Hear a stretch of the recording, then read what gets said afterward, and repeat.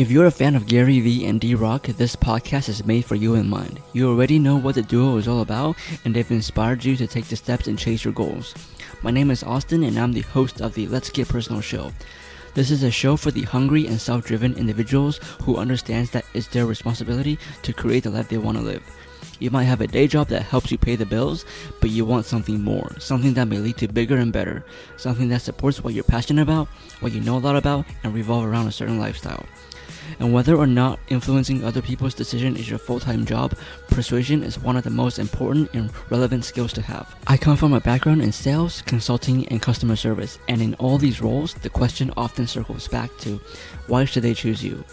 And this show is going to deep dive into many of the factors that goes on in the mind of the people who may be considering working with you. We live in a highly competitive world. Are you ready to stand up and go after what you want?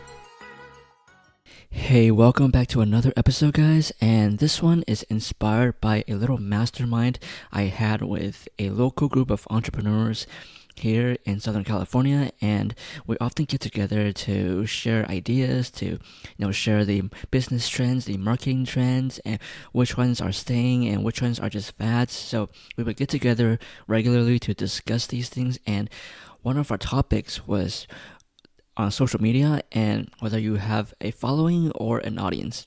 And while most people would loosely group these two terms together because we often use them interchangeably, and so following and audience quite often means the same thing, but they're actually different. So in this episode, we're going to go into details on why having a large following count doesn't necessarily mean you have a larger audience.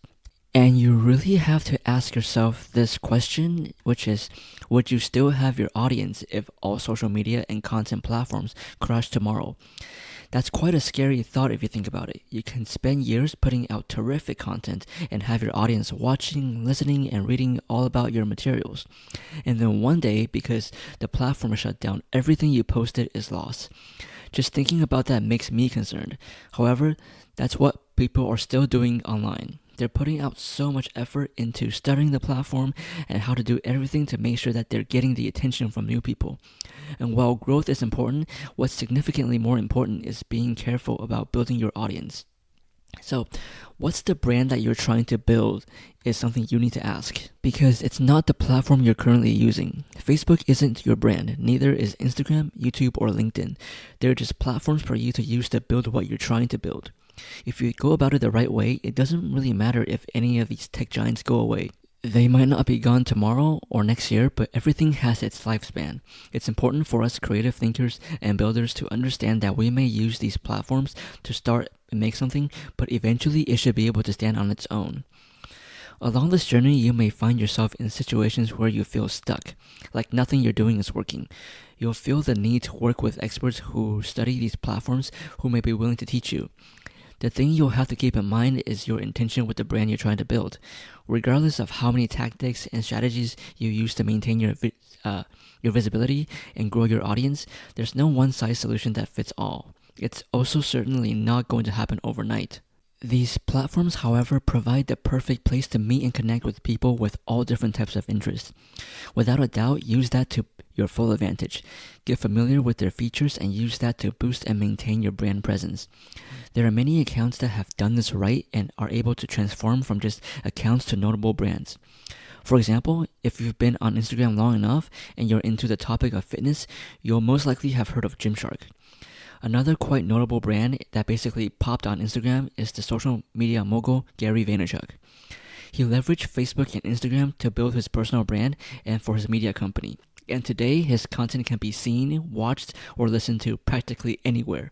If there's a platform that's going to gain attention, you can bet you're going to find him there giving motivational pep talks. He always preaches about long-term branding over short-term sales, and this is the philosophy that many of his viewers subscribe to play the long game and be able to do what they love for the rest of their lives. If you're listening to this podcast, then you for sure know what Gary preaches and practices.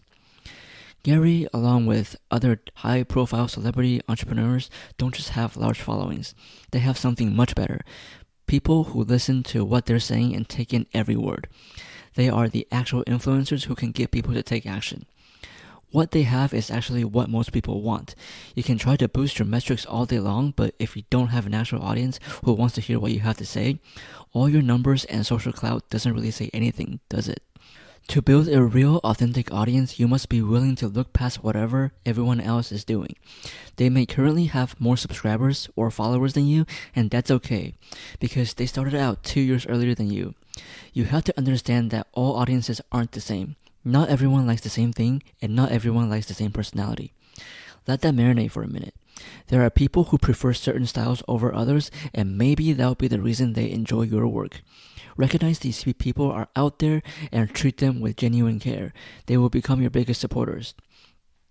And one thing I've gotten better at over the years is really applying the social aspect to social media. There's just too much noise and too little actual conversations. You can start standing out from the crowd as you steadily show them that you are real and you are there to offer your time, effort, and value. It's hard to get someone to like you if they don't know anything about you. I should know that. Invite them to get the chance to know you, and take that time to really get to know them. What do they like? What are their aspirations? How can you help them on their journey? These are just some of the most basic questions you can add to your arsenal to get the conversations rolling. Be interested in them and show them love. In a culture that's all about what's in it for me, it's refreshing to receive kindness from others without an expectation to return anything.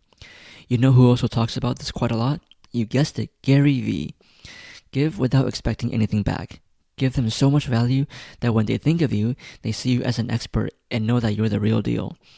When they know that they can trust you, they'll be happier to listen and be more open-minded about what you have to say. Keep that consistent, and soon enough you'll notice you've built a community. You've become their leader. Communities take time to build. We have to be patient and endure all the ups and downs. But once you have that community, you know you have an audience that is willing to listen to what you have to say. It's certainly not easy, but when has anything worth building ever been easy? Thanks for tuning into this episode of the Let's Get Personal show. If you found any value here, please share it with a friend who you think would also enjoy the topics discussed on this show. We are here not only to do what we have to do, but also do what we want to do.